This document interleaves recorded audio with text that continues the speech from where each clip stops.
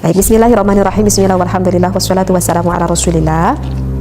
Arba'u tara'iqa. Di sini tuh ada 4 metode. 4 metode apa sih? Di sini ada 4 metode li itharati syahwati zaujati. Sang suami bagaimana sih ingin merangsang syahwat istrinya tersebut, wa faydaniha, sampai istrinya tersebut banjir kayak kali ya sampai istrinya misalkan banjir deh lah, seperti itu ya bahasanya ya, bilma il hafifi, dengan air yang cukup banyak, ataupun bisa dimaknai air nutfah yang cukup banyak, ataupun bisa dimaknai juga dengan air nutfahnya yang bisa dikatakan keluarnya itu tidak hanya cukup 1 kali, mungkin berkali-kali. Artinya bagaimana sih seorang suami agar meningkatkan rangsangan syahwat istrinya itu meningkat, bahkan ini bisa loh sang istrinya itu keluar tidak hanya cukup sekali, mungkin bisa sampai 2 kali ya, seperti itu. Khilalil juma'i, ketika halal melakukan jima ya, tentu dengan pasangan halal ini suami dan istri. Maka untuk trik ataupun untuk tips yang pertama yang saya bacakan di dalam kitab Asrarul Jima' ini, al-ula, yang pertama itu jangan lupa wahai suami, dan ini kebanyakan sang suami itu lupa ya akan ini, ad-du'a'u. Seorang suami harus membiasakan setiap harinya, seorang suami harus membiasakan mengistiqomahkan setiap harinya berdoa, memohon kepada Allah Subhanahu wa taala. Ayyulazima du'ai taqwiyatil jima'i qabla al-mumarisatil jinsiyah, menetapkan sebelum melakukan berhubungan meminta kepada Allah agar dikuatkan melakukan berhubungan dengan istrinya. Ya iyalah, tips yang pertama itu udah bener banget. Itu kebanyakan kemungkinan lupa nih para suami, bahwa siapa sih yang memberikan kekuatan itu kepada para suami? Ya tentu Allah Subhanahu wa taala. Oleh karena itu ya tepat sekali trik yang pertama, jangan lupa wahai para suami untuk memohon, meminta kepada Allah agar Anda menjadi seorang suami yang selalu bisa menyenangkan ataupun memuaskan istrinya. Maka di sini ada 2 doa, yang mana 2 doa ini yang cukup salaf, yang bisa dikatakan cukup populer lah kalau kurang paham. Maka untuk doa yang pertama itu juga pernah saya terangkan di pembahasan sebelumnya, yaitu Allahumma qawwi dzakari fa inna fihi salahan li ahli. Ya Allah, kuatkanlah batang zakarku karena di sana terdapat kebaikan bagi ahliku ataupun bagi istriku. Nah, itu adalah doa yang pertama ya. Ataupun bisa, kalau kita tidak berdoa dengan doa yang tersebut, ini ada pilihan doa yang kedua, yaitu Allahumma syuddali, ya Allah kuatkanlah untukku aslah, uratnya. Jadi urat apa ya? Urat itu urat batang milik suamiku, milik suaminya. Warfa'ili sadrahu, dan angkatkanlah untukku bagian depan batang penis milik suaminya. Wasahil alayya mudakhalahu, dan mudahkanlah masuknya batang zakar tersebut. Wa makhrajahu, dan juga keluarnya. Warzukni, dan rizki, dan berilah rizki kepadaku. Ladzatahu, ladzata itu apa ya? Kelezatan lah ataupun kenikmatan lah. Wa habli dzurriyyatan shalihatan, dan berikanlah kepadaku keturunan yang salih. Tuqatilu fi sabilika, yang berperang pada jalanmu. Jadi ini untuk doa yang kedua ya. Kalau misalkan kita tidak membaca doa yang pertama, ini bisa doa yang kedua. Allahumma syiddali aslah warfa'ili sadrahu wasahil alayya mudkhalahu wa makhrajahu warzuqni ladzatahu wa habli dzurriyyatan shalihatan tuqatilu fi sabilik. Kalau doa yang kedua ini agak panjang ya. Sepertinya akan banyak memilih para suami membaca doa yang pertama ya, yang pendek, Allahumma qawwi dzakari fa inna fihi salahan li ahli. Bisa doa yang itu juga ya. Itu adalah untuk tips ataupun trik yang pertama bagi seorang suami. Sekarang apa nih teh untuk trik yang keduanya? Untuk tips yang keduanya itu adalah wasaniyatu al-muda'abah. Maka para suami jangan lupa kepada istrinya, harus sebelum melakukan berhubungan jangan lupa untuk mencumbu rayu dulu istrinya. Wal mulamasatu, dengan saling bersentuhan kulit. Wal qublatu, jangan lupa mengecup istrinya. Mengecup apa aja yang disenangi istrinya. Wasu'alu, nah ini. Dan ini yang kemungkinan yang banyak dilakukan oleh para suami. Wasu'alu, sang suami itu tidak bertanya kepada istrinya. Minaz zaujati anil a'dha'il mansyudati, harus bertanya kepada istrinya dari anggota tubuh manakah yang diharapkan oleh istrinya. Fil mula'abah, di dalam mencumbu rayunya.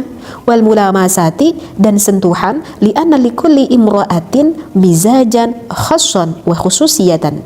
Kenapa? Nah, jadi untuk tips yang kedua, wahai para suami, Anda jangan menjadi seorang suami yang egois, artinya yang mementingkan kesenangan dirinya sendiri. Tetapi kalau ingin sampai istri Anda mendapatkan suatu kenikmatan di dalam melakukan hubungan tersebut, maka seorang suami harus bisa dulu meraba akan perasaan istrinya. Artinya yang pertama ya harus disenangkan dulu hati istrinya, agar nanti sang istrinya dengan penuh sukacita, dengan penuh sukarela dapat juga membahagiakan suaminya. Jadi tidak ada merasa suatu tekanan, tidak ada merasa bahwa ini adalah suatu beban, tapi pikiran istri itu merasa bahwa hal ini adalah merupakan sesuatu hal yang begitu menyenangkan. Dan jangan lupa bagi seorang suami itu harus bertanya kepada istrinya, misalkan yang bagian mana sih yang paling sensitif, yang paling senang, yang paling kamu mau disentuh oleh aku, misalkan seperti itu.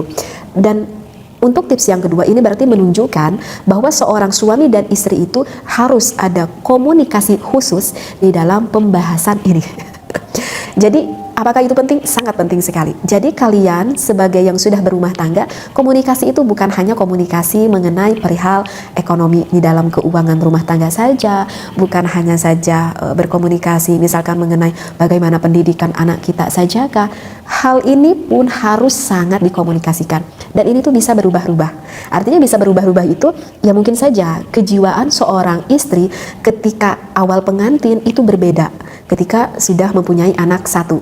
Awal pengantin itu istrinya tidak terlalu stres, bahagia terus karena belum ada beban dalam hidupnya, tidak ada beban untuk mengurus anaknya. Ketika sang istrinya sudah mempunyai anak satu, mungkin sudah mulai ada sedikit beban karena harus mengurus anaknya, yang mana hal itu baru diketemui di dalam kehidupannya. Sekarang aku harus bangun setiap malam, sekarang aku harus menyusui, sekarang harus ini itu, dan itu bisa mempengaruhi akan mental seorang perempuan. Apalagi kalau misalkan ditambah anak 2, ditambah anak 3. Nah ini memang yang harus betul-betul dikomunikasikan antara pasangan suami istri, karena kehidupan yang terjadi setiap hari di dalam kehidupan kita itu akan sangat mempengaruhi sekali akan hormonal, apalagi tentang hubungan seksualitas tersebut. Jadi untuk tips yang kedua, intinya harus ada komunikasi yang baik antara suami dan juga istri. Wasali satu, dan untuk yang ketiganya, al-jima'u wa idkhal al-dzakari ila farji zaujatihi, melakukan berhubungan, memasukkan hasyafah kepada farji sang istrinya, ma'a mura'atil asalibi, serta menjaga gaya, mungkin ya gaya melakukan berhubungan, wal mubuli, dan cenderung al-marghuyati, yang disenangi min bainihima, antara suami dan juga istri. Nah, untuk tips yang ketiga, apa sih yang harus dikomunikasikan? Yang harus dikomunikasikan itu adalah perihal gaya.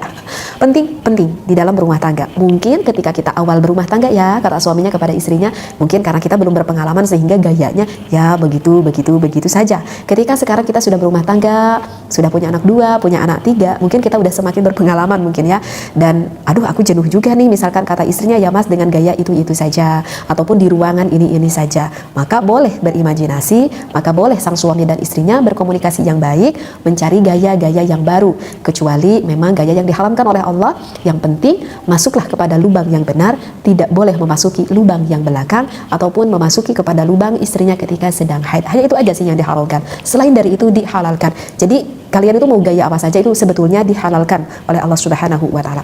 Dan itu adalah trik ataupun tips yang ketiga yang disampaikan oleh ulama. Warabi'atu, yang keempatnya, ada nisyanir rajuli, jangan lupa seorang suami ya, fi lamsi ujuzi zaujati, jangan lupa seorang suami untuk menyentuh istrinya. Bagian apa sih yang harus disentuh oleh suami kepada istrinya? Wathadiyaiha, maaf sekali, ini bahasa di dalam kitab fikihnya seperti ini, maaf sekali dengan bahasa harus menyentuh kedua puting yang dimiliki di bagian dada sang istrinya, min khilalil jima'i, di sela-sela ketika melakukan berhubungan biologis tersebut, bisyaklit tabaduli, dengan model bergantian. Idza ra'aita ya ayyuhar rajuli hadhihi kullaha, jika engkau menjaga seorang suami pada semua ini, satajidu zaujatika fi syahwatil mulatihiyati, maka kau akan menemui istrimu yang begitu bergelora, wal faydanil khafifi fil farji, dan akan menemui istrimu itu yang begitu dahsyat sekali sampai mengeluarkan air nutfahnya di farjinya sang istri. Ini masih ada juga nih pembahasan Ibnu Abdul Wahid. Jadi intinya begini ya. Untuk yang keempat, jangan lupa bagi seorang suami ketika melakukan hubungan biologis tersebut, jangan sampai sang suami melupakan pada bagian dadanya dan juga pada bagian bokong yang dimiliki oleh istrinya. Karena apa? Karena memang maaf banget bahasa di dalam referensi kita, karena di bagian puting yang dimiliki oleh istri tersebut itu sangat besar sekali rangsangannya di sana. Karena memang banyak sekali syaraf-syaraf yang tersimpan di sana. Maka itu jika para suami lebih spesifik ketika melakukan berhubungan ketika gelora sang istrinya sudah meningkat syahwatnya dimainkan di bagian dada istrinya tersebut, itu akan lebih memudahkan sekali semakin memuncaknya gairah istrinya. Karena memang di sana Allah menciptakan bagian-bagian syaraf yang cukup besar di sana yang terkumpul di bagian apalagi pada puting ataupun dada, bagian puting dada bagian istrinya, seperti itu ya. Jadi ini adalah ada 4 trik ataupun ada 4 tips yang saya bacakan di dalam Asrarul Jima bagi seorang suami yang ingin sekali menyenangkan istrinya, sehingga ketika sudah melakukan berhubungan dengan sang suaminya, sang istrinya tidak akan mengalami kekecewaan dikarenakan misal ya, kecewa karena apa ya, misal dikarenakan sang istrinya itu tidak sampai inzal, istrinya itu tidak sampai keluar menuju kepada puncak kenikmatan tersebut. Oleh itu, ini adalah ilmu yang khusus sebetulnya bagi seorang suami yang diperuntukkan bagi yang ingin menyenangkan istrinya. Jika wahai para suami mendengarkan ilmu ini, jika Anda diniati untuk diniati beribadah, sekali lagi saya tekankan, untuk diniati beribadah, ingin menyenangkan istri Anda, maka ketika Anda mendengarkan ilmu ini akan berubah menjadi suatu ibadah. Semoga tips ini dapat membantu bagi pasangan suami istri semuanya. Wallahu a'lam. Wassalamualaikum warahmatullahi wabarakatuh.